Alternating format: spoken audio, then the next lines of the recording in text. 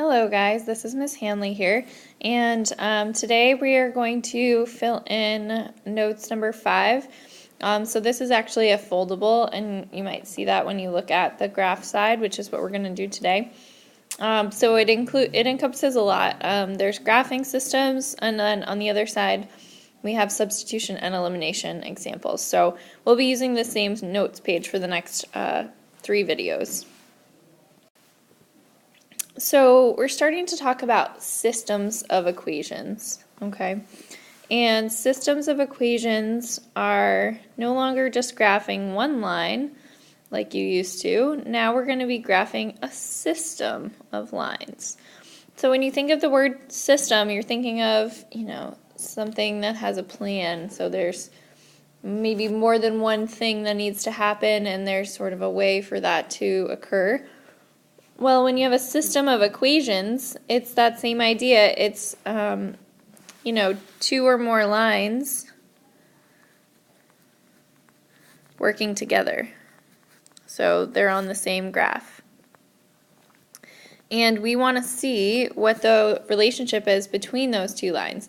And you can do a system of equations with quadratic functions, with exponential functions, with any type of function that you know, and you can intertwine functions, but we're just going to stick to lines for right now.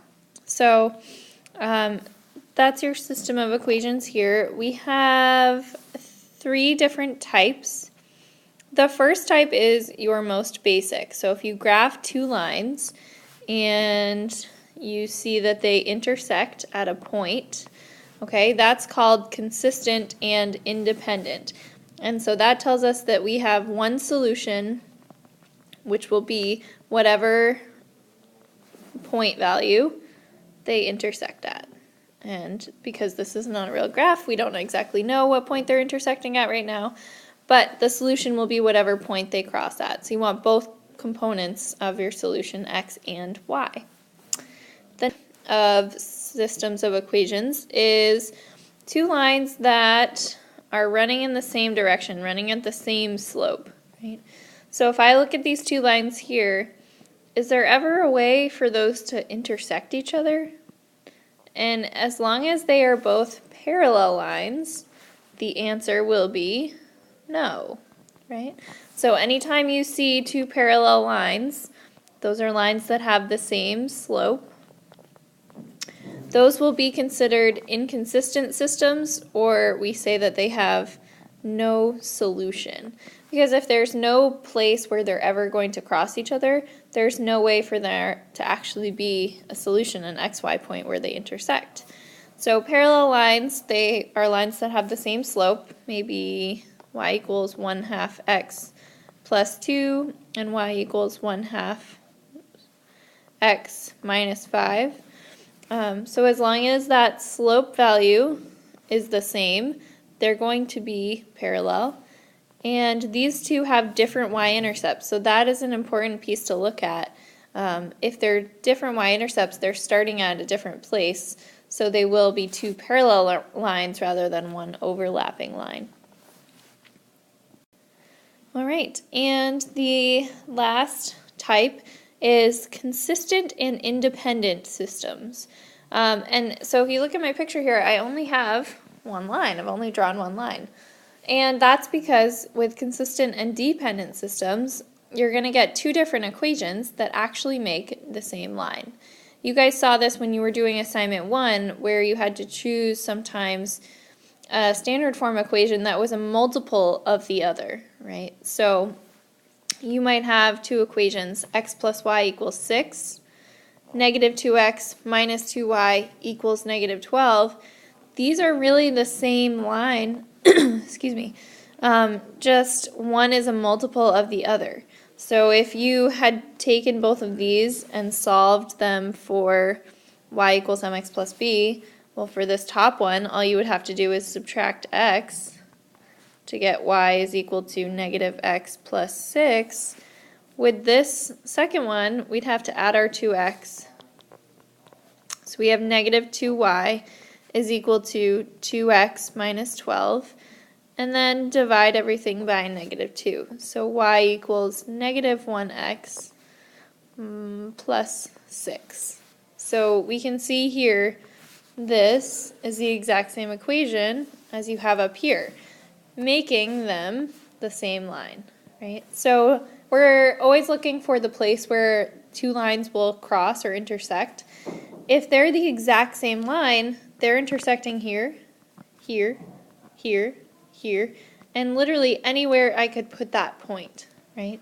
So because of that, you have not just one solution, but you have infinite solutions when you have consistent and dependent lines. Okay, so when you are looking at your notes here, we have one example, y equals 2x plus 4, and 2x plus y is equal to 8.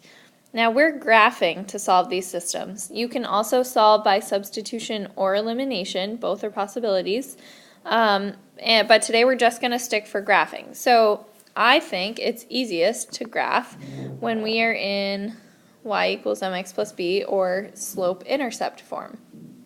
And that's because we can clearly see a slope and a y-intercept. So you guys were just working on this in the previous assignment. So before you start graphing, let's make sure that both of our equations are in slope-intercept form. Well, the first one here is in slope-intercept form.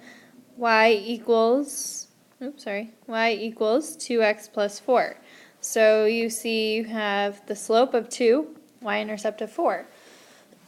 Our second equation, however, is not in slope-intercept form. That one is in standard form. So let's take that equation, 2x plus y equals 8, and convert it from standard form to slope-intercept form. So you should already have notes on how to do this, but let's walk through this one. So the first thing I need to do is move the ax term to the other side. So I'm going to take away 2x from both sides because it was positive. 2x minus 2x will cancel on the left, and so you're left with y equals, and remember to write it out as mx plus b, so negative 2x plus 8. If you had a b value, so if you had a number in front of y, you would then have to divide, but if we don't, then we are all set. So now we have y equals negative 2x plus 8, which is our second line. You can see that they have two different slopes, negative 2, positive 2, so they won't be parallel lines. So we can go ahead and graph those two on the graph below.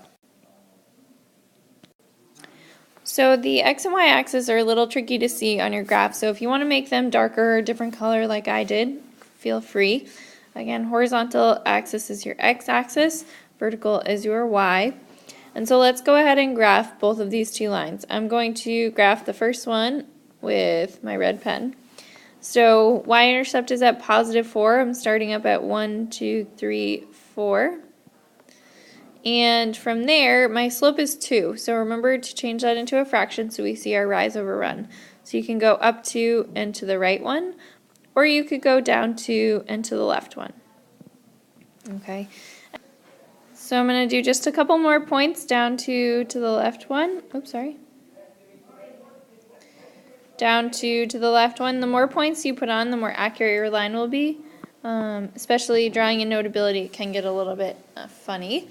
And then we want to go ahead and graph the second line. I'm going to do that in green pen. So this one is asking me to start at 8 on my y-intercept. So 1, 2, 3, 4, 5, 6, 7. Uh-oh, we don't have an 8, which is okay. Just go one above your graph, or you can use the, you can count by 2s on your scale instead.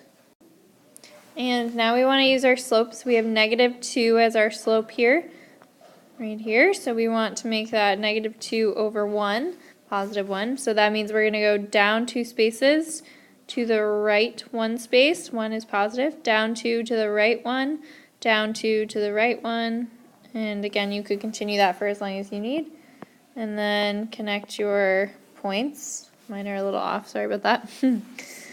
But we can clearly see where these two lines are intersecting up here, that one point.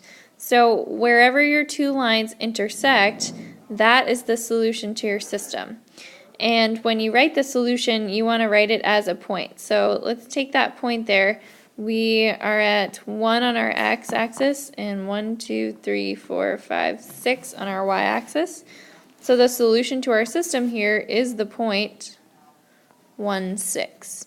So you found the x value and the y value that make both of these equations true at the same time. If you substitute in 1 for x here and 6 for y, we get 6 equals 2 plus 4. Well, yep, that's true. If you put in a 6 for y and a 1 for x here, you get 6 equals negative 2 plus 8. Well, 6 equals 6. Yeah, that's also true, right? So this point makes both of those equations true at the same time, and that's what your solution to your system is.